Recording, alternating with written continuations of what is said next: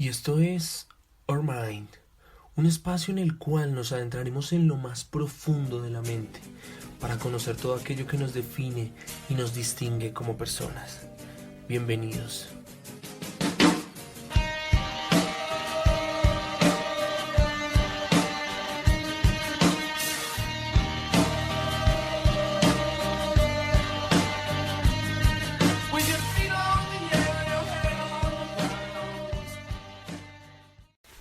Bueno, hola a todos, bienvenidos una vez más a este podcast.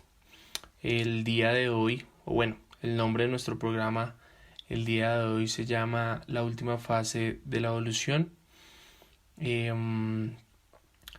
Y vamos a hablar un poco sobre cómo los comportamientos de las personas al llegar a una edad determinada son influenciados por situaciones o por experiencias que la misma persona vive.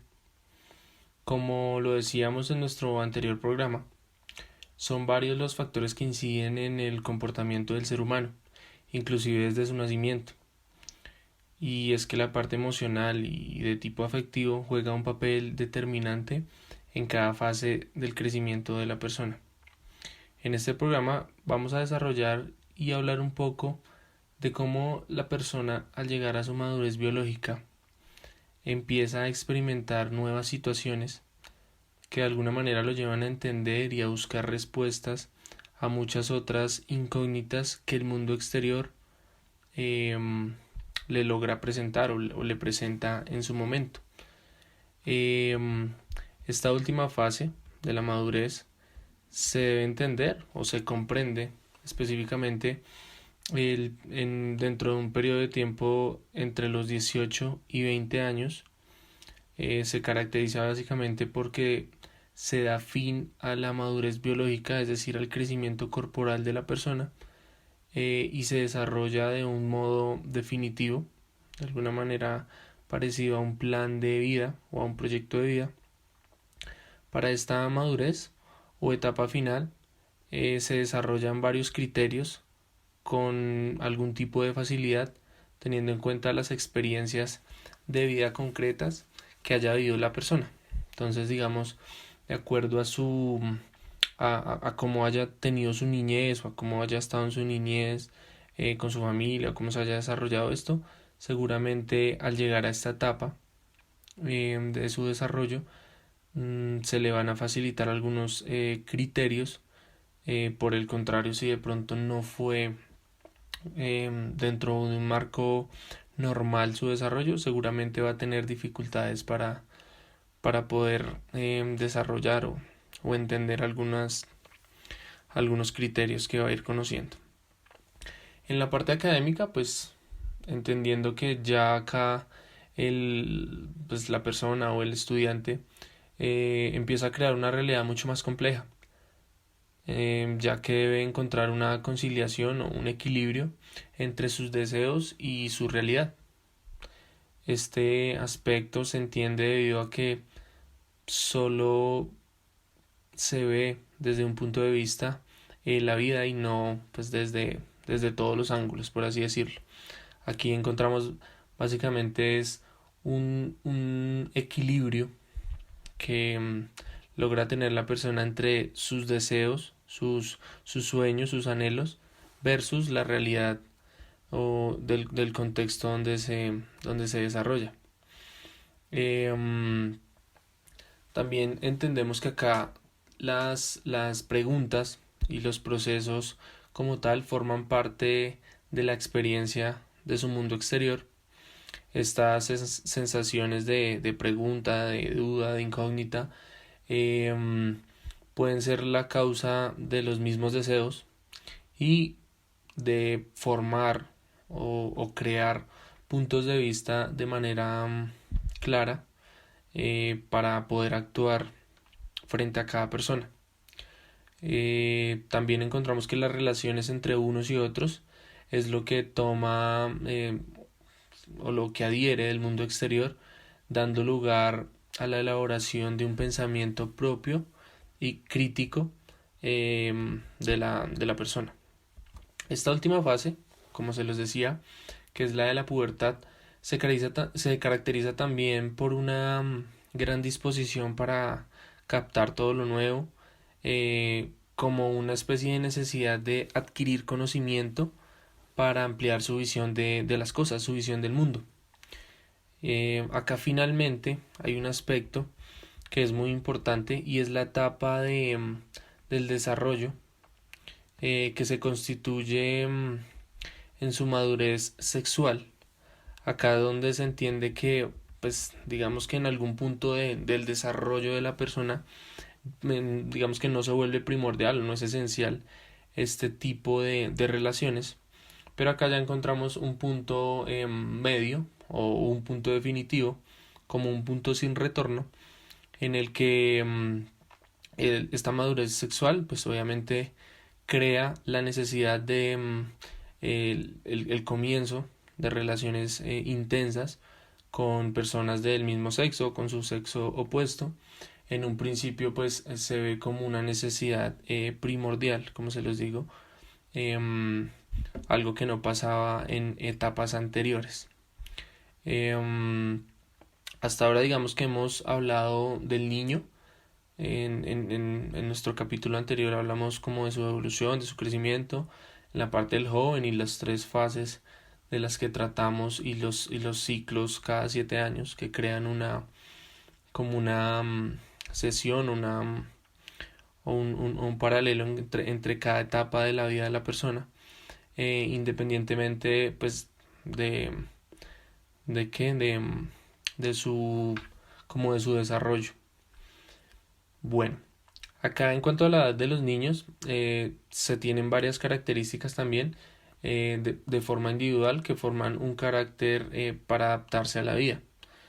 Al principio les decía que la manera de adaptarse o la manera de recepcionar todo lo que en el mundo exterior empieza a vivir la persona es una manera que puede desarrollarse de manera fácil y coherente, pero no necesariamente en todos los casos esto aplica.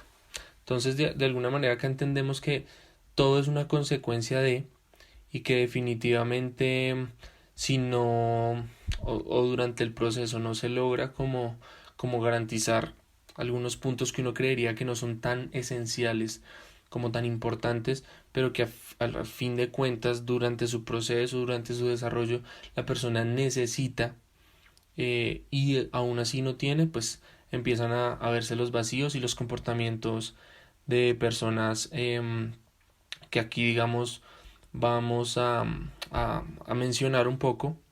em, pues digamos que el tomar rumbos en cuanto al carácter o la manera de ser de la persona, se encuentran algunos conceptos individuales.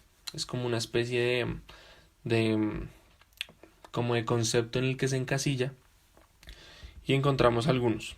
Simplemente voy a mencionarles alrededor de tres. Los otros seguramente los vamos a ir conociendo a medida del tiempo y de lo que vayamos relacionando frente a los comportamientos. Bueno, acá tenemos uno que es el tema de la persona descomplicada. Básicamente esa persona se caracteriza por ser una persona optimista, que todo el tiempo tiene una visión del mundo positiva frente a cualquier situación. A esto se le puede llamar de alguna manera una persona que afronta de manera concreta, y fácil, por así decirlo, la resolución de problemas. Entonces digamos que donde hay problemas o donde muchas veces la gente ve problemas, estas personas se caracterizan por siempre ver una solución o una alternativa diferente. También encontramos el hiperactivo. Este se caracteriza por ser, digamos que, una persona ordenada, pues que tiene una picardía, una manera diferente también de asumir los retos, que va afrontando poco a poco. Otro aspecto acá que encontramos es el calmado, la persona calmada. Esta se caracteriza sobre todo porque es una persona muy intelectual, una persona aplicada, una persona que se convierte o crea unas dinámicas rigurosas frente a lo que quiere aprender y lo que va desarrollando poco a poco. Aquí, digamos, esta persona sobre todo digamos que pule de alguna manera sus conocimientos frente a algún tema determinado. O sea, se especifica eh, en un tema determinado.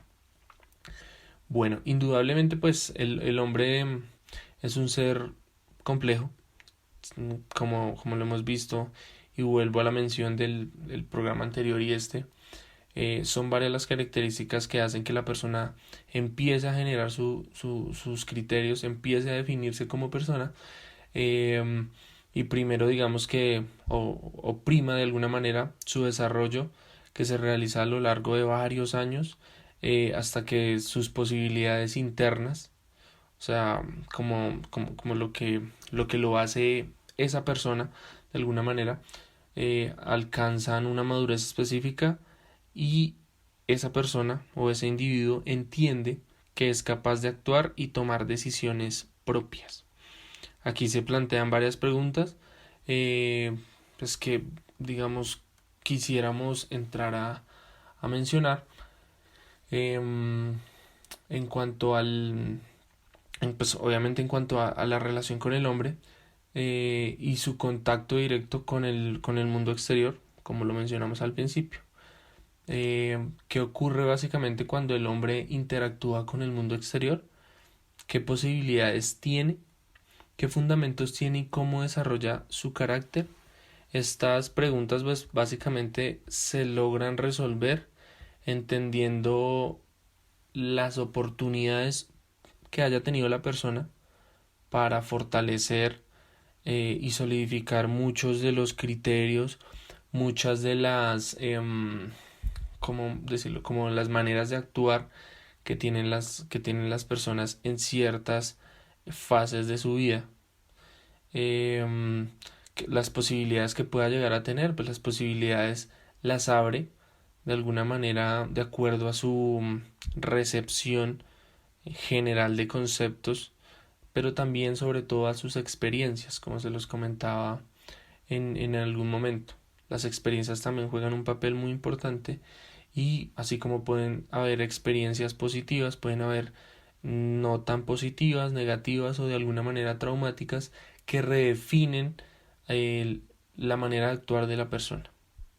De una manera que si lo encasillamos dentro de una sociedad, pues podríamos decir que es una persona que actúa de manera incoherente, aunque dentro de su contexto y dentro de su mundo eso para esa persona sea normal. Entonces digamos que es jugar con muchas de las